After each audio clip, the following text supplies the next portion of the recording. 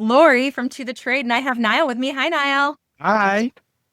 And we have a great guest today. I mean, you've done it all. You have an amazing design practice, and now you're doing Mm. coaching. You have an MBA. Let's talk to you, Katie. Tell us a little about yourself. That is like so humbling. I'm like, who is that person? Who are we I talking know, isn't it about? crazy? I always feel the same way when people describe me. I'm like, looking around. Who? Yeah, I know, totally. I mean, I guess this is how you get to your mid 40s, but like, it's like, oh, yeah, Right. I guess we have done a few things. We've been around the block of life a few times. Yeah, I mean, pretty multi-million fun. dollar business, in Yeah. design, and now bringing that knowledge out to other designers is not too shabby. Not too shabby. Aw, you're kind. Yeah, I love design. I love design passionately, and I love helping other designers succeed. It's my favorite thing about getting to middle age is giving back and helping other people get their firms where they want them to be, whether that's profits, whether that's positioning them for selling them or retirement or growing because now my kids are out of the house. It's fun. The designers I encounter are in all walks of life. And getting to be a part of that journey is such a privilege, a complete privilege. It's kind of funny. I stumbled into it because I taught undergrad and graduate courses for the better part of 20 years. And then hashtag COVID, right? And our firm grew 15x in a single year. And I just had to stop teaching in order to make sure that our clients were taken care of. We had the right people in the right seats on our bus.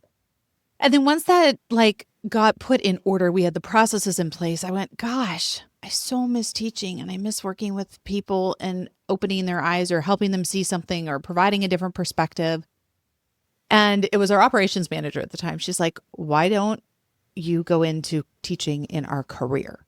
And it was another coach who said, I want you to come coach for me. And I said, should I? And she goes, if you don't coach for me, you just should go coach for yourself, which was so incredibly kind.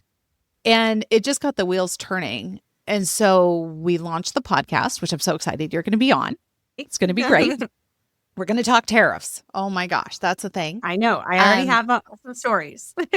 Oh, yay. I'm here for that. I'm Yay. so here for that. And so, yeah, that's what got me started in down the path of coaching is taking that undergraduate and graduate teaching experience in business and saying, let's apply it to our industry. Let's give back and let's come alongside. Because I see so many designers who are doing such great things and they just need a tweak here or a change up there or a process for this. And it's a game changer that lets them, as we were saying, get back to doing what they love, which is designing. Right, right. And I think that, when we think about those businesses and maybe even the missing link of having the business education within the design programs, well, some of them are better than others, but fundamentally we have a lot of, and honestly, things change year to year and legalities. And so just staying apprised of those types of things and building a business that has strength. There are some sort of inherent, I think, issues right now within the interior design industry. What are your thoughts on, just even as basic as naming the businesses after your own self to make it have a succession plan to be able to sell it? That is such a great point. There is a great book out that has a title along the lines of, and I'm not going to get it dead on, but The Power of You and Your Name, and it should be on everything. That is a huge problem if you do go to sell it because your clients are married to you. They're married to your name. They're married to also growing that it brand. too. I mean, that's the other part of it is growing it. You get a secondary designer and they don't really not always want to work with a secondary designer. They want to work with you. You're the name, Nobody wants the B team, right? Right. And just out of default, if that's not your name on the letterhead, then they're going, I'm getting the B team. How do I get out of that? Yeah, it's something interesting in our industry because we do that. It's a lot like, I was reference law firms, but they always name it. And then what happens when one of the partners leaves or dies, or how do we change that? It's a really dicey situation. That's how come we did name back in the day when I named the firm ColorWorks. It was the idea we're based on color and it works. And it was literally that basic with the intent of one day I will either sell or I have two daughters who are now 8 and 10. One of which is madly in love with turtles and the other of which is madly in love with orcas. So it's not looking good for me is the reality of that. But we're still only 8 and 10. So we're going to go with it. But yeah, I mean, if they want to come alongside and take it someday, it does position it for success. I think what's really hard is as designers, we're very passionate people and we want to rope ourselves into our business. And there's a degree of separation that is actually imperative and empowering. When we can step outside and away from that because it's not maybe our name on the shingle, so to speak, or the sign out front, when it is not all reliant on us, we can look at it a little bit more objectively and say, what is working? What is not working? This is not a reflection of my character or who I am or my capability. But now I can make some good business decisions, whether that's scaling up or scaling down your business, depending on what life stage you're at, positioning it for sale. Maybe you just want to shutter the doors and sell the inventory. I was just talking with a client about that this week, a coaching client. Wait, She's like, so I just want to sell it as a batch. I just have a quick question though, because I'm just curious. Yeah. How do you then, I guess, reconcile fashion industry with the name thing? Because I mean, everybody knows Ralph Lauren. I mean, he's made a name for himself. And there's Donna Karan, there's Givenchy. So how do you, if you don't put your name on it, if you think that's a bad idea or not the greatest idea, how do we reconcile what the fashion industry does? I love that. I think what you're wearing is way different than trusting someone to design your home. I think there's a different level of intimacy and longevity that comes with bringing someone into your home, right? And so it's also the I would scale argue, of, you're building a clothing line. It's a scaled business model to begin with. And a designer's not always a scale. In fact, I would say the majority of design businesses are localized. They're right in their own neighborhood. And so they're not going to be a nationwide or worldwide name. They're a local business. And it's just like your local carpenter or your local, electrician. That's more the path. And some of those are named by as the name too. I'm not saying like it's, Johnson's and Sons or, you know what I mean? Like it's, but you more likely are to see a contractor, an electrician company, the people that you're working with don't always have their name shingle, correct? It's about storytelling though. I think fashion design does a better job at storytelling because I ran across an artist the other day that's down in Savannah and she's not nationally known. I just found her through somebody else on TikTok. She doesn't have a huge following and her business is called, I don't even remember, it's like Winnie something, but neither name is attached to her. And when I went to her site, the very first thing she talks about is it's named after her grandfather, whose nickname was Winnie. And the second name, I believe is his last name. And the story that she told, and he was her favorite person in the world. And the story that she told roped me in. And so it all made sense to me. So I just wonder if we just have to do a better job at telling the story as designers. It's funny. It could be, right? I just wonder. It could be. I mean, I just had a coaching client where we went through that. We renamed her business, and it was actually named after her mother's mother, who was an interior designer. So we took her grandmother's maiden name and married it with her best friend's last name. And those two became the new names, Baker White Design. I like that. Yeah, it's a great name. Love that. And it embodies what her grandmother was doing, which was interior design long before it was a thing. And so now, to your point, Niall, which is a great one, now we have a story to tell. We have a legacy that we're building, and there's a confidence factor. People have to have a reason to buy into any brand, whether you're in love with the Clydesdales of Budweiser, right? Or the polar bears of Coca-Cola, or the best brands tell a story and paint a picture. And I think that picture becomes very one-dimensional and flat if it's based strictly on the founder. And there's nowhere to go or grow out of that, which becomes a real challenge when you're not 31, you're 61, and you're saying, how do we wind this down? Or what's the next chapter look like without me in the driver's seat? Yeah. No, I get that. What do you think about, and I know this is a kind of a little topic, but what do you think about also? I love off topic. This is coming because I get some of these emails, and lately I've been getting more of businesses not doing so.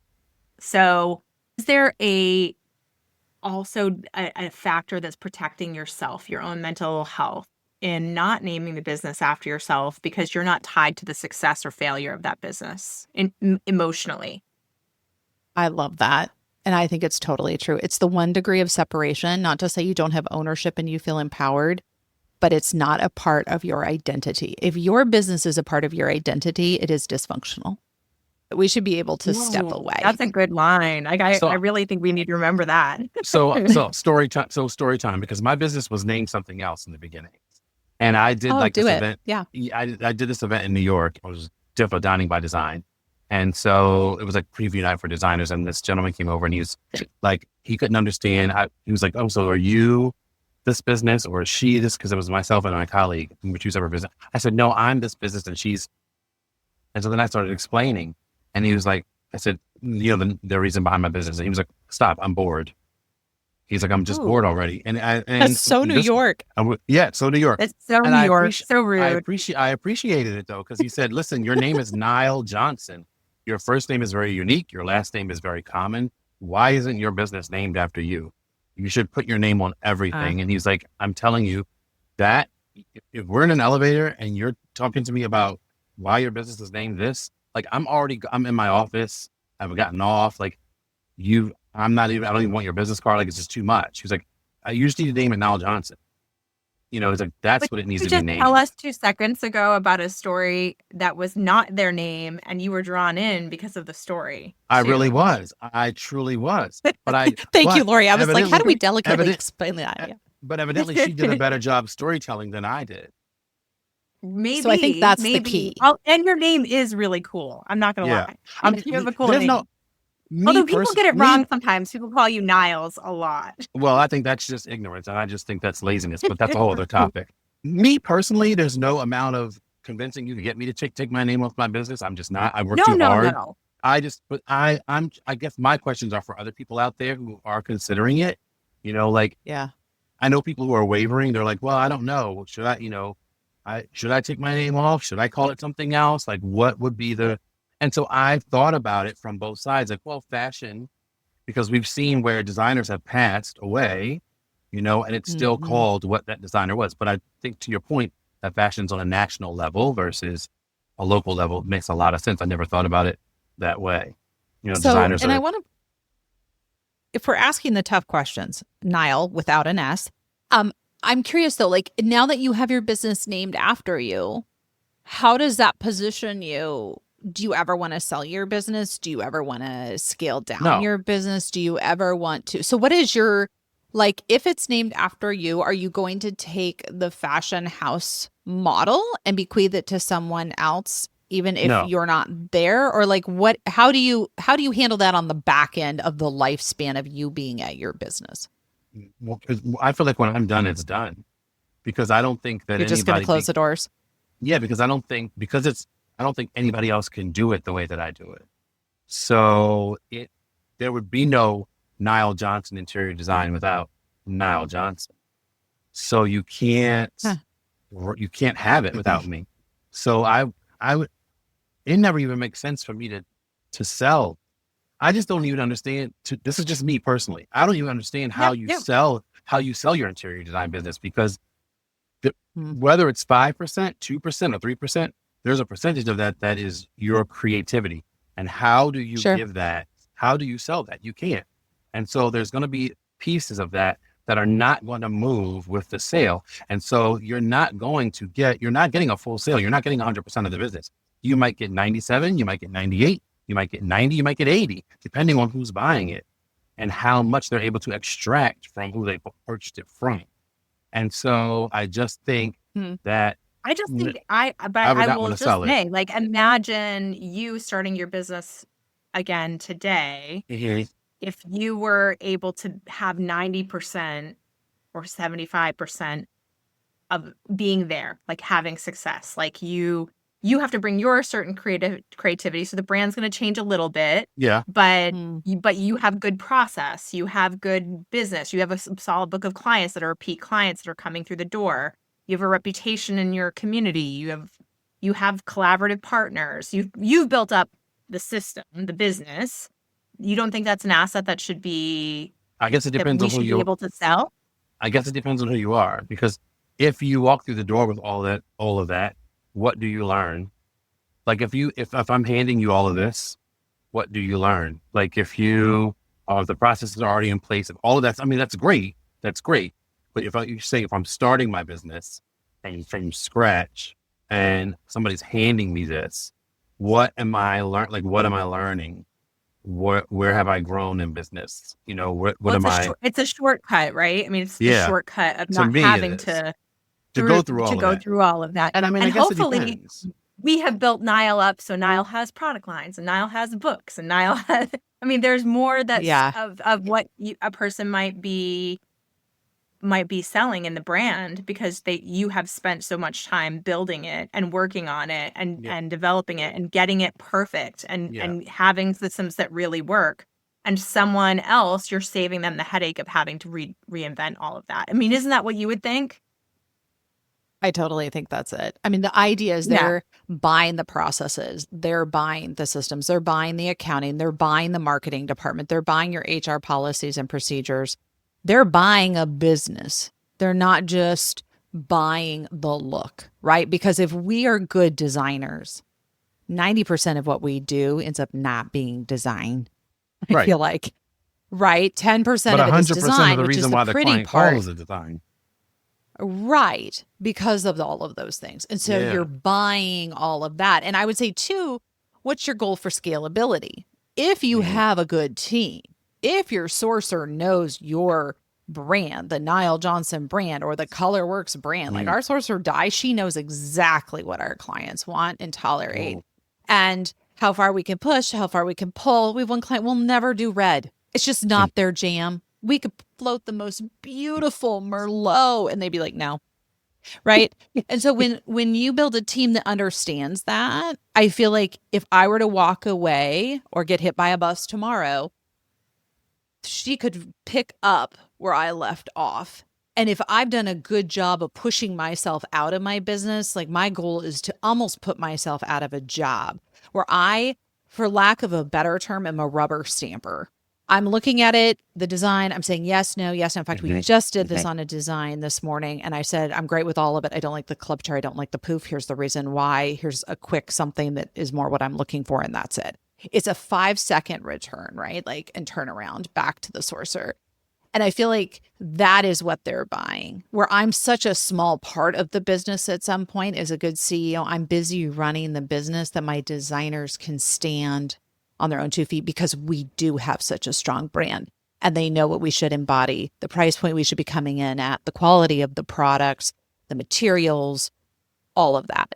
It's a strength of brand. To your point, hopefully we built Niall up enough that he has the books and he has the products and he has that, right? Like how, whatever name you want to do that under your own, or whether it's a more generic name that's not as personal, getting there and scaling is about all of those things, 90% of which are not design. And that is, I Yeah. think, whether you put your name on it or somebody else's, that's the key to durability in this environment. Mm. I don't know. What do you think, Lori? I agree with that. I mean, I think that, looking at it objectively, I just think it's a shame. We do polls in the community. We have polled designers if they feel like they're on track for retirement savings, and we'll get like, Oh, 90% say no. And then, do you think you could sell your business? And it's pretty much the same. Do you, those kinds of questions, mm-hmm. I think indicate a broken system. And so Well said. I am just thinking, how do we fix the broken system more than anything else? I mean, I'm not going to be tied to one answer or another. I'm not saying I have the answer. I'm just saying this is something we need to be thinking about because what we're doing right now isn't creating businesses that have succession plans. And I feel it's a shame. There are so many other complementary businesses that do have that system in place and that can be sold Mm-hmm. as assets. And I'm wondering Mm-hmm. if part of the reason we don't feel that way is because we have such a large percentage of women-owned businesses in this industry. And how can we give people that stability that they need for their own future? I don't like to see. I mean, I know designers who are single moms. Yep. I mean, Yep. I don't want to see someone not have money for retirement. I mean, maybe they're building a business that they can sell, and I'm hoping that they are, but that's a scary situation in my eyes. I mean, we shouldn't all be reliant on our spouse's 401k, you know, Or their health care. or their healthcare. Right. Like, or just think, well, I'm going to manage on Social Security. Like, I mean, we've always questioned whether that's going to be around, but in the last few weeks, we've really questioned whether that's going to be around. We should be questioning it. So, right. It's just the realities of a situation where I don't want to see people giving their all to their art. I agree. And not having anything to show for it at the end of their career. And that's the scary situation that I think we actually are in. And we need to think about how that can change to build us wealth and stability. I just met with a group of designers at Design Edge in Phoenix, and I was like, start your 401k now. The young designers, yep. I'm like, you do it. Yep. Go home now. One had a baby with her. I'm like, go do it. Go do it right now. Is your greatest asset when it comes to your money. Right. You may be like, I have $5 to put in there. Put it in there. Put it in there. Don't be defeated. Exactly. Yeah. Yes. Get after it. And it's tough because, there's so many design business owners that I see, you have this, you had a good year, let's just say, and now you have a little bit of excess money and you're thinking, oh, I could get really great photography. I could hire a design coach. I could, they're thinking how to invest back into the business. But often what gets left off the table is investing in themselves. And I just want to make sure that, I'm not saying coaching isn't worth it, because there are coaches that can change your business for sure. But those things too need to be on the table, investing in you. They absolutely have to be. And I think too, setting your financial priorities are just as important as setting your business priorities. And sometimes I think we just muddy the water between those. But if you're saying, I need to put X number in my 401k for this to work this year, okay, then let's scaffold out of that. How many deals do we need to do? What is your P&L show? What is your profit margin right now? What are the areas you're making a great boatload of money in, and areas that you're just like, I had one client, she's like, yeah, I make 8% on window treatments. I'm like, why are we doing window treatments? I know why we're doing window treatments, but what are we doing wrong in window treatments? Like, we need to go back and reconfigure that. Right. Because everyone makes a lot of money in window treatment. So that's a big mistake. Right. That should be a huge profit source. Well, and it only went downhill from there. Like, I'll be really honest with you, because I was like, oh my gosh, we're making how much gross a year? And I call it jobbying. But I think I have a job, but in reality, it's a hobby, because I'm not making enough money. I'm not putting away for retirement. And my favorite is when I'm like, do you have any money in reserves for a rainy day when your business hits the skids, or there's an economic shift, or there's good old COVID, do you, and it's just like a blank stare. And I'm like, okay, I see you, and it's okay to be there. Well, now we need to get you out of there. Like, we need to get you out of there and figure out what we're I love that you're having the tough conversations, because I can guarantee you in our DMs, sometimes I'll have those conversations with designers because we have our questions of the day, and we get a lot of like very vulnerable conversations about designers that are doing well, or designers who are not doing well. And, sometimes having to let go of staff, or reduction of like closing the showroom, or closing their offices for a little bit, or even doing side work for some time. And it's always, it can be, and that's the other part of, I think, naming your business, your name too, is like, when that happens, how does that make you feel about you? How does that make you feel about who you are and the confidence you have in yourself? And, it's that mindset shift, I think, that it can be hard for designers. And we're really actually going through a really tough time right now. There are a lot of designers, if you're listening, I'm sure there's some that are doing really great, and that's so fortunate. But there are some designers really, really hurting right now. Yeah. And it feels to some designers we're fully in recession, and that they're just not seeing the light at the end of the tunnel, and they don't know what to do. And if you're in a position where you don't have a partner, or you don't have someone to lean on in those situations, that's really scary. No one wants to be up at night freaking out about paying bills or paying staff. Well, and it's hard. We keep waiting for interest rates to come down, especially in the residential sector. And it's just killing. To your point, there's a lot of people who think we're already in a recession.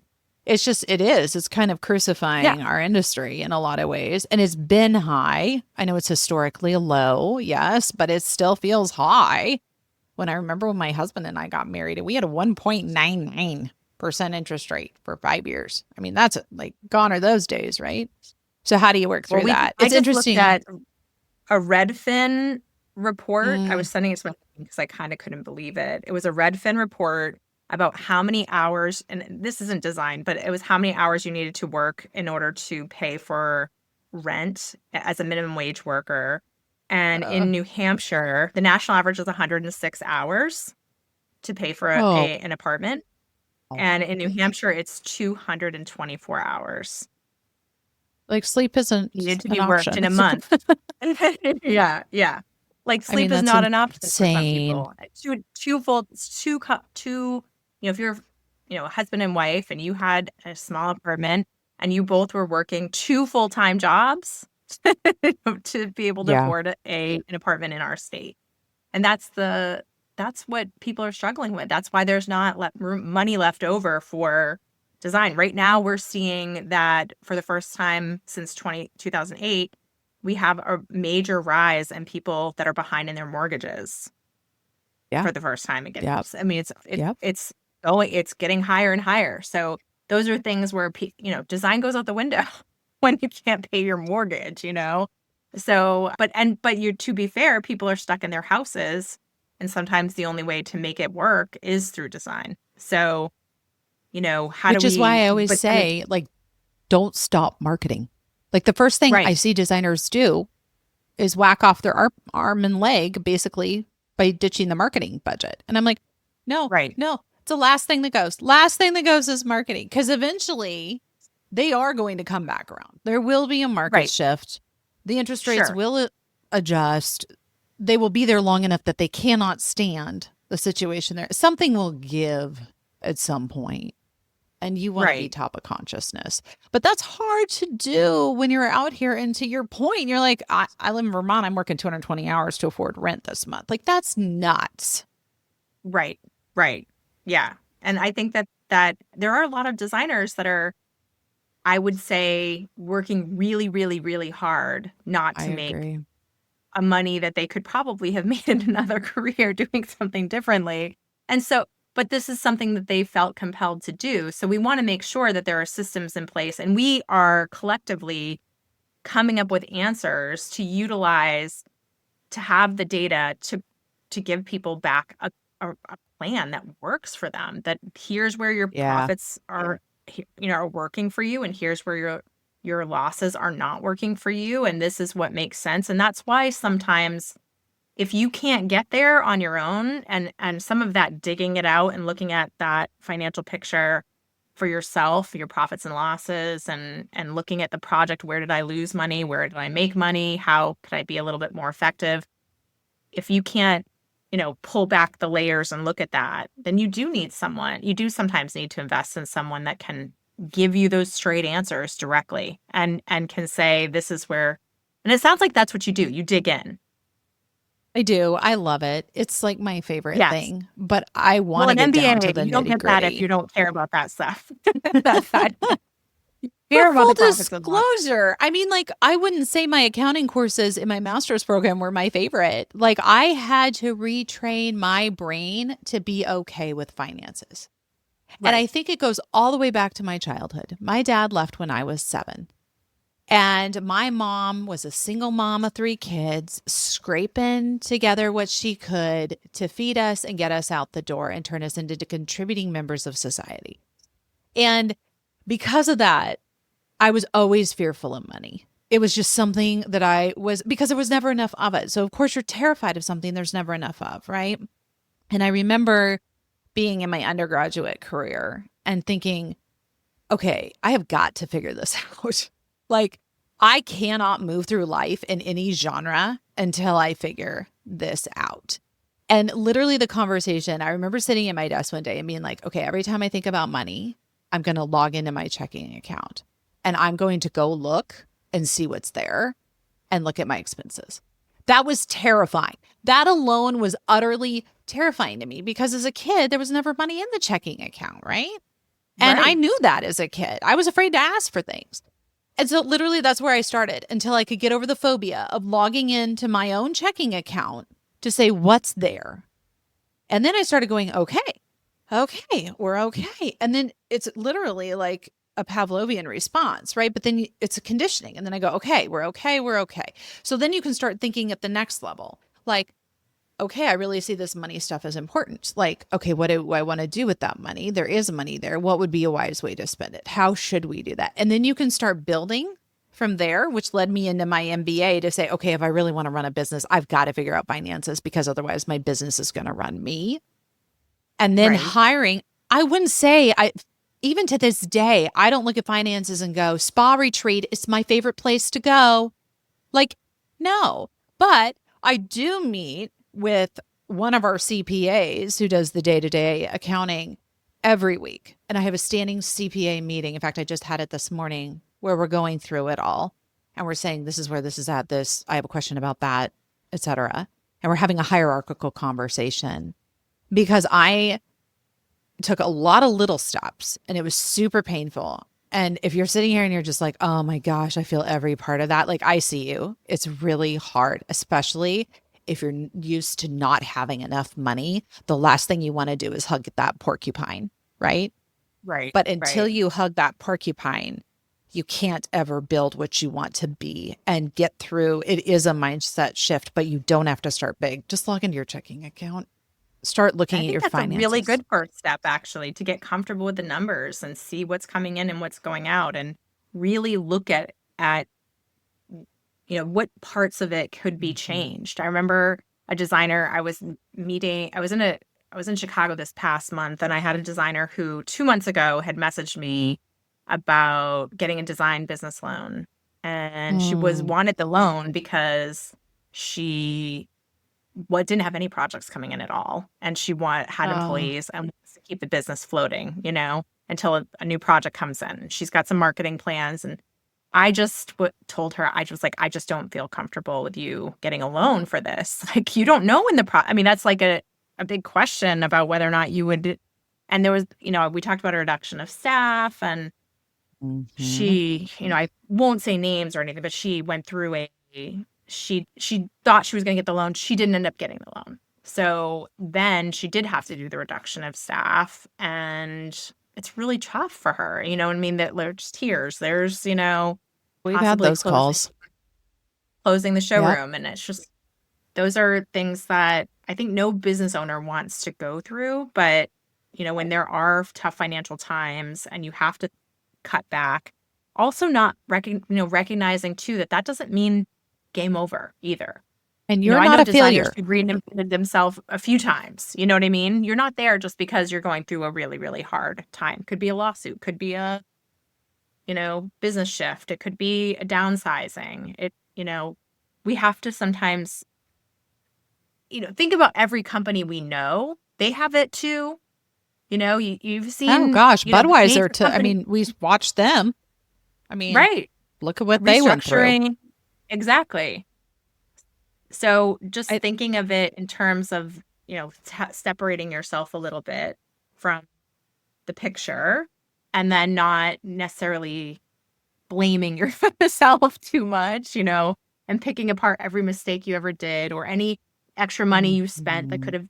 you could have kept, and why are you in this situation, and those kinds of things that can be really, really scary, and just kind of like step by step by step, what do you need to do to get yourself out of this? And sometimes it is really hard stuff, like letting go of people, It and is. you know and letting go of your office space, and letting go of the expenses in order to regroup. And I remember in 2008 too, like a bunch of Yeah. designers that got into blogging and became really great. Some of them became amazing bloggers and sold the blogs for huge money, and during that time frame. So it's like you never know what the hardship is going to bring into your life too, right? 100%. And if you don't, I think sometimes too, it's really sitting down and saying, I'm going to drive this rather than it driving me. And that Right. mindset shift of like, how do I not end up back here? Okay, this isn't my Right. finest hour. I call it the decorating your pit, right? I'm in the pit. I'm going to sit here for a minute. I'm going to acknowledge that this sucks. It's absolutely miserable. I'm going to hang up my curtains, put out my table in my pit, and just sit here and wallow, because we have to do that emotionally for a minute because we're human, right? We're going to shed our Right. tears. And then at some point, you got to build the ladder and you got to climb Right. out of the pit. And then we start figuring out, okay, how did we get here? Like, this is not a reflection on you again. However we got here, we got here. We can't remake the soup. It is what it is. Now, where do we set our intentionality going forward? What are we going to spend on the marketing? Do we have the proper insurances? Have I planned for my own rainy day and the rainy day of my business? Because everybody has a rainy day. That's just part of life. No matter, you can check every box, but you just got to make sure you've checked the rainy day box too, because it's going to happen. Right. Like, those are my favorite things to coach to. And it's not that we can completely bulletproof your business, but I think so oftentimes I have clients come to me and they're like, oh yeah, I love my business. We're by referral only. And they're proud of that. And I'm just like, wait. I know Niall is laughing. Yes, right, Niall? I'm like, by referral only is not a badge of honor. It's not like that. I love that old movie Hitch. Yeah. Where he would hand out his card, right? And it was by referral only. You do not want that in your design business. You want to be known as the designer in your geographical region that is top of consciousness. Referral is great. It's lovely. It's a huge honor. And we are always humbled in our industry when we get it. But that cannot be your primary marketing channel. And so, yeah, I love not. Well, I wish y'all could see it's Niall and his nonverbals. I think the other funny part of that is that we have polled designers. They will say that the number one way that they get new business is referrals. And then you'll poll designers again and say, do you have an email list? And they say no. No. Right. I'm like, well, how are you getting you're only getting their referral based on if they maybe remember you or maybe use you again. See you out. Yeah. They see you out and they think of you again. Like, you're not trying, if that's your number one way you're trying to get business, like, what are you doing to keep those coming in, So I always think it's kind of well said. Strange. But I would also think that there are little things, if that's that's working for you, that's awesome. How can you rework that? Like, I always tell people with the email list, that's a wise word. Keep it interesting and not sales. You're not trying to sell. These are people who are they're referrals because they have already bought design services from you. Maybe recently. You don't necessarily need to sell them more design services, but they probably do think of you as someone who has a particular sense of taste and style and would love information from you. And that alone will keep you top of mind. That alone, like, it could be like you could create a fun summer playlist or weekend getaways in your area, or cool restaurants to go to that have beautiful interiors, or, cool new little deli shops to go to that are very, that have like little treats that you'd want your clients to experience, things that will also keep you top of mind, but feel thoughtful and feel that are interesting, that I would want to click on if someone sent me an email that was about my area and had really interesting information about things to do, rather than, 10 colors for spring. We've seen all the colors for spring. I mean, Carolyn Chambers, the cookbook author, does a great job at this. Like, at Christmas, she's like, I love this Target ornament. And it's a butter. It's a cube of butter ornament. Do you know that $5 ornament sold out at Target by the time I clicked on her email? I was like, oh my gosh, it's the best ever. Because my 8-year-old will just straight up eat the butter stick. I'm just chalking it up to her Dutch heritage. But I was like, what do you mean it's already got? Things like that, though. Like, I'm still remembering that email that she sent out in December, and it is April. Right. And it was the first thing you thought of, because it was actually 100%. useful and interesting and something that but it was still tied to what she did, so it doesn't have to be, you can twist it to aesthetics and design. Could be like 3 if I'm in New Hampshire, it might be like 5 really cute Airbnbs in the Cape or in Nantucket, like that people would want to get to weekend getaways. I want to go. Things like that, So, I mean, things that your clients potentially would want to be experiencing, because you're a local crew. You know what they want to do, and no one should know that more than you. B2B partners too.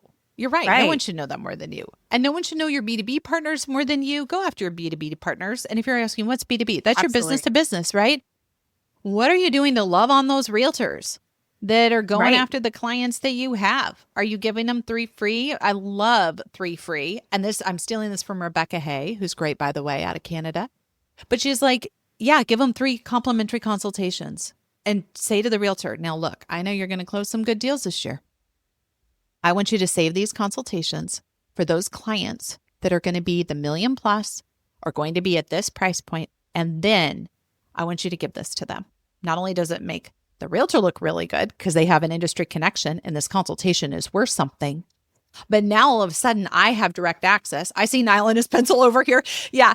Now I have direct access to that client and I've already been, it's not a cold lead, it's a warm lead because it's coming from the realtor, right? And it's someone they trust in the market. So take those B2B partnerships and look at them. Who's doing the volume of luxury sales in your market? Go find them, take them to lunch, sit in front of your national, your regional association of realtors. Figure out who are the handy people that are working in the bougie homes that show up in their painter whites and are doing building those relationships. Figure out where your people are volunteering. I guarantee you they're volunteering. Well, I can't afford season tickets to the opera. Girl, I hear you. Go figure out they have a foundation. And I guarantee that foundation, the decision makers and people you want to work with are working at that foundation, and they would love a good volunteer to come alongside them. So figure out where those people you want are at. And this is free. This is your time, which arguably is the most valuable asset. But it is free in the sense you get to walk in the door and have access and share similar interests. Right. And obviously make it sincere. What interests you? All of those good things. But things like that I think we just often overlook as designers, but as part of really building your brand and being in the community, to your point, Lori, top of consciousness again. Right. I have this great designer. In fact, I see her, once a month when we are at this community, blah, blah, blah. Yeah. Let me ask her if she'd take on your project. I know it's a little smaller probably than she normally does. Great. Now all of a sudden I have a gateway into that home, right? Right. Right. I tell designers that a lot. Niall, we talk about, all of the businesses that also service the luxury clients in your area. Yep. The local steakhouse, the local Mercedes dealership, the local country club, the day school, figuring out ways in which you can network in those communities and build reciprocal relationships with people that are also servicing the luxury market. I mean, that's the great thing about being a local business is you can kind of drill it down and use even ChatGPT to give you those lists. And you're not trying to get a keyword that's like blue interior design. You're just trying to get your own local area. I mean, that like really narrows it down. I mean, if you're in, like where you are, Niall, is like what, the mushroom capital of the world. Oh, yeah. That is so random. Oh my God. It is so random. And I hate mushrooms. I'm going to dial that literally come for like Kennett Square is the mushroom capital of the world. Yeah. He doesn't like mushrooms. I hate them.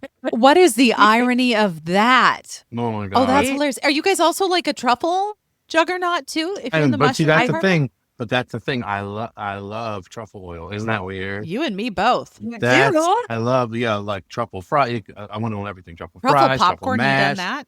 truffle popcorn, truffle mac. So, but I hate mushrooms. It's weird. It's strange. Yeah. But it's out. I'm opposite. I don't like truffle oil, but I like mushrooms. Oh, that's awesome. Opposite. No, Kyle like, is not having oil, it. not. Oh, my No, favorite, thank the you. mushroom truffle pizzas. Oh, that does sound good. I will tell you, with a good mozzarella and a wood-fired crust, y'all, I should just be morbidly obese because I just love food.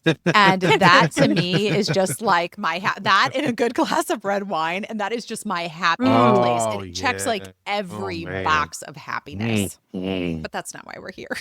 No. No, I love checking those boxes. It's my favorite thing. So how do you guide? I'll let Niall go. Yeah. No. It's just a quick question because I was going to ask, and I think you touched on it, Lori.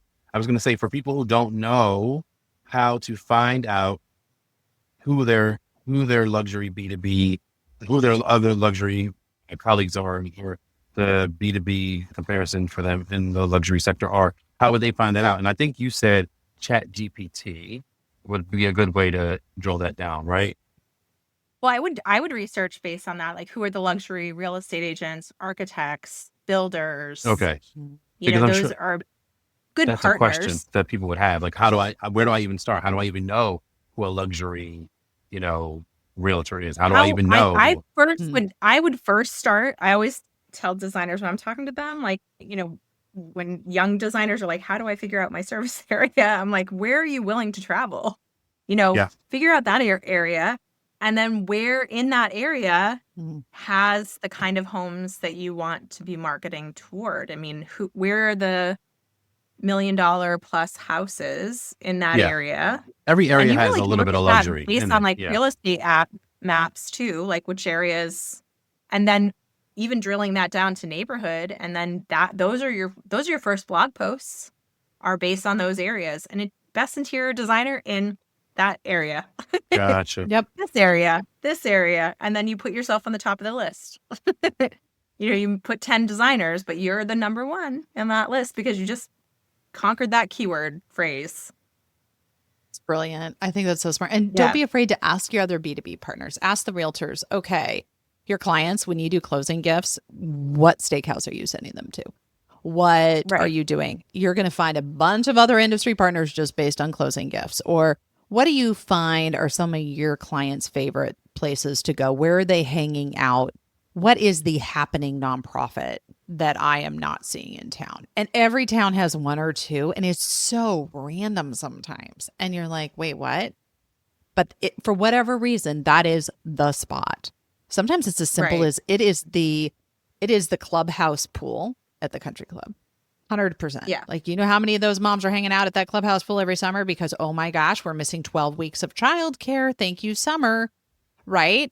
And they are all down there having a cocktail. And that is where business is getting done. They are figuring out their projects for when kids go back to school. They're figuring out what they want to accomplish next. Like, there's so much that happens. They're sharing. Oh, girl, have I got a facialist for you? This is the conversation. And you want to be that provider that gets put in front of the friend group at the pool. There's so many different ways to do it. I love your keyword. I love being at the top of the list for that reason. That's a great tip, Lori. Yeah. Yeah. I mean, it's really, I just think that you're so spot on and really diving in. And one of the things that you're saying over and over again is being in the conversation, not just like separated Yeah. the conversation. Yeah. So not just liking the person's post on Instagram or sending them an email, but actually being there, actually somehow getting involved. The power of presence. And when you are confined to a geographical zone, which is really a blessing because we're nationwide, when you have an area to hang out in that area. I mean, show up for all the random things. You never know what you're going to get. And sometimes it may seem like the most wild fishing trip, and you might never know what you leave with just because you had the power to show up. I think the idea in a social media world is we often think, well, I've hung out my shingle, I post to Instagram, someone's coming. And an Instagram post is so quiet compared to the power of you showing up and listening to someone's design challenge or giving them a complimentary consultation or volunteering and being a part of something. And one thing I always love too is because we are a luxury service, that's what we provide, right? There's other ways to give back. And I think that's so important too. I have so many designers that say, but I want to do something really good, like with design. Like I want to do more than just design the $1 million plus, or I want to do more than I want to give back to my community. That's why I love the volunteering part, because you can go and show up and give back. And those foundations will provide the scholarships. They'll subsidize X, Y, and Z for kids who need it. Go find those areas. And that's also a way where you can say, I'm not just appealing to that high-end residential client. I'm finding a way to make a difference in my community. And that to me is the most fulfilling thing of what we do. Like, even though we're a national firm, any dents, dings, hicks, leftovers, we give back. We will intentionally find a domestic violence shelter in every community we work in. And we give all of that to them on behalf of the client.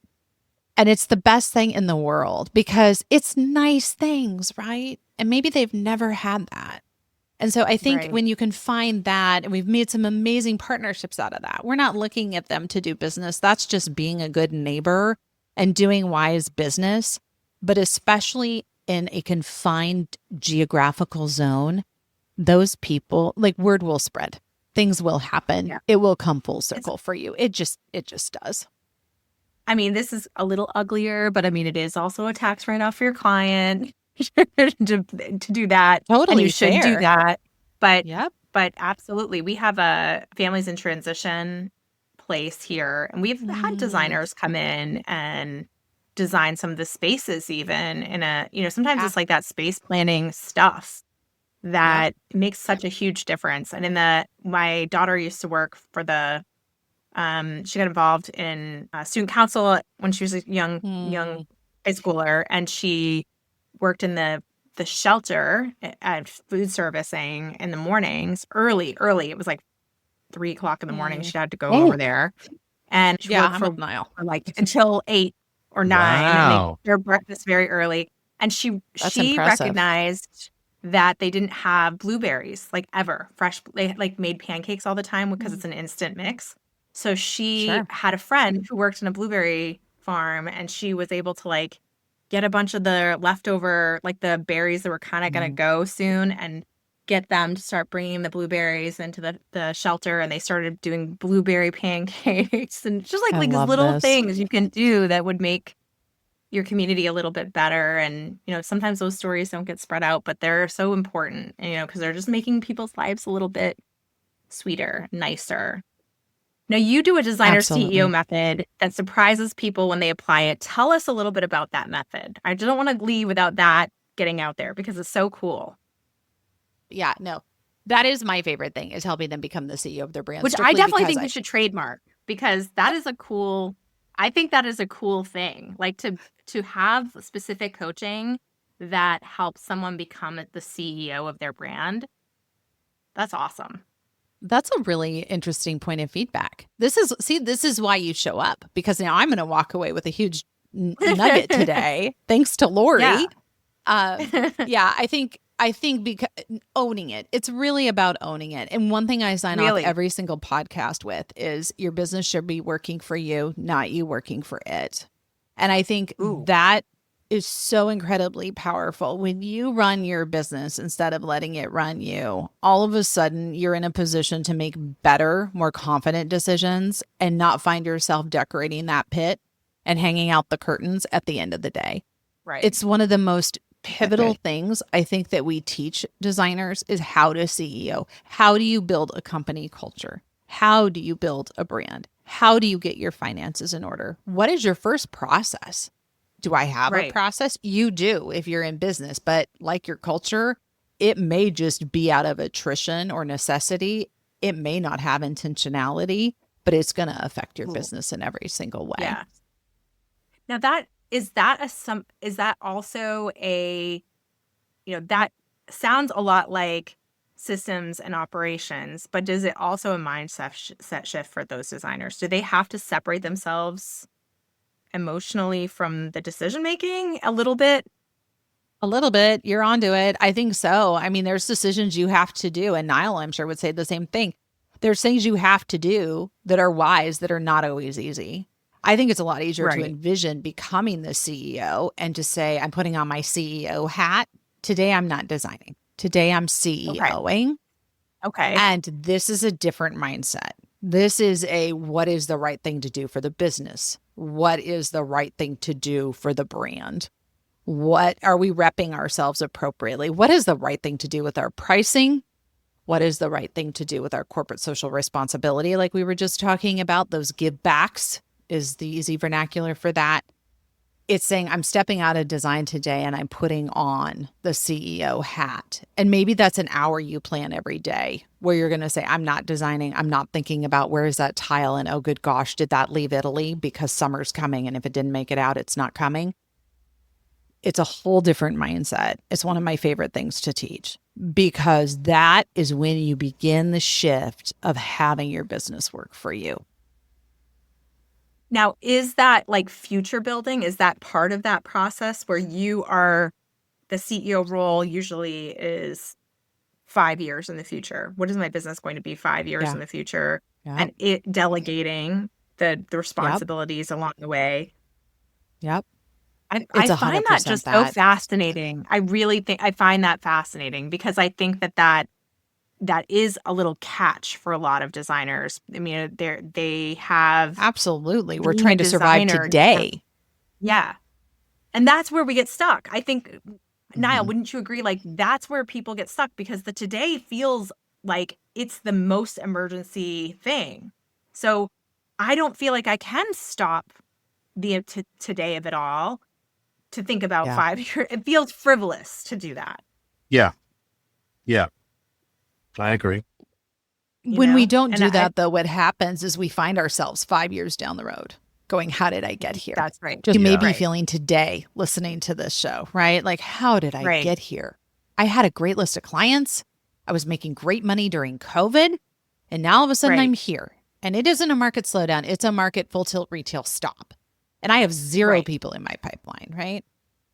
When you put on your CEO hat and you can figure out your goals and where you want to be 5 years from now, 3 years from now, 1 year from now, and then we start tying finances to that, then we start building goals into those finances of what numbers do I need to hit in order to meet my goals. It's a scaffold. It doesn't have to be scary. Like I said, log into your checking account, start there, right? But when you start doing that at the end of the 5 years, you may not be at 100% of where you wanted to be, but you're going to be at 90% of where you wanted to be. And that, I can tell you right now, friends, is going to feel a hell of a lot better than where you are today. And I get that setting goals is scary because it's like, what if I don't hit them? But good goals, smart goals, right, are that they're measurable, they're succinct. Like there's all these ways to go through a goal to bring it to life, where if you're doing what you need to be doing and creating that goal and you're scaffolding out and it's not just a pipe dream, because a goal without a plan is a pipe dream, you can find yourself getting there. And then also in there, you're planning for, again, that rainy day. It's going to happen. So let's plan for it with the idea that I never want to see anybody lay someone off. But I just had a coaching client this week who is paying herself less every year than her lowest paid employee. We're not in business. That is not where we want to be. Like that is a huge problem. And we're going to have to unpack those books. Absolutely. And I want you to listen, when you're listening to her say that, I want you to say, really, really take that in, because it's not always, it's sometimes the designer you respect out there. Sometimes that's the designer. I mean, I know designers who are A-list designers and getting all the accolades, and you would not suspect, you think they can't. And that's a lot of what we do in this industry is like, we're always envying that other business. And sometimes I think that, we're like, even this person might be slow. And we're like, of course. I mean, it is a bad economy right now for a lot of people. I mean, they might be slow too, just because they're at High Point or they're getting an award or they have a book deal or they have this, doesn't mean that there's really financial success happening for every designer. And there could be systems in place that could make it better. So I also think that comparison thing that we often find ourselves doing. Yeah. I mean, nobody ever compared and walked away feeling better about themselves. Can I just say that unequivocally? It doesn't matter how beautiful or how talented or how rich, or there is always another level, people. And nobody ever went and looked down the road and took a peek and went, well, now I sure feel better about myself, right? Like that's just not how we're hardwired as humans. And so like, I love what Mel Robbins just wrote in her book, Let Them. Like, have you guys read that yet? I'm reading it now. Yeah. I'm reading it now. Oh, it's so good. And she's like, if you are jealous of the person who has the killer Instagram account, stop scrolling through their Instagram and get busy figuring out how you're going to build yours. Right. Yeah. I love so her. true. If we took all the time we spend comparing, and it's so easy because of social media and because of the grandeur of what we create on social media, right? Like, but if we took that time back and reclaimed it and said, I know my client, I know their wants, I know their needs, I know their preferred communication channel. We need those three, right? And I'm going to go after getting to them, all of a sudden, once again, we're not sitting here feeling bad about ourselves. We're busy meeting the needs of someone else. Well, this is starting to change our mindset, our feelings, our business, our brand, our empowerment about being a CEO in a very significant way. That is huge. That is huge. And that is I mean, huge. that's a big, big shift. And it feels attainable. That's the thing I love about that, is that feels like a step in the right direction. And you're going to get there if you just are following these simple steps. So yeah, I'm going to make sure that we put all of our designers onto you and absolutely have all the links to reach out, and we'll put you in our email list, and which we got 111,000 hits last week. Yay, yay, yay. Or you're crushing it. Oh, you guys are doing amazing things. Crushing it. That makes me so happy. This is why it's such a privilege to come on your show and be a part of it. Yeah, our email list is a new thing. So we've only been really doing it for 2 years. So we've been like slowly growing every month. We're very excited about the data. I'm a big data person, so very, very thrilling. Me too. But I would love to make sure you come back sometime too, because I had like 20 more questions I could have asked you. Let's do it again. Well, I can't wait to have you on my show and get to ask you all about tariffs, because that's one of those things that you're like, I didn't see that coming, and now what? You know, oh goodness, how do I do that? Goodness. How do I explain? We've been talking about it quite a bit. I have a lot to say. I'm so excited. I can't wait to turn the tables. And thank you for having me on. It's such a privilege. Absolutely wonderful. And we'll make sure everyone can find you. Thank you. Thank you. Bye. All right. Bye-bye.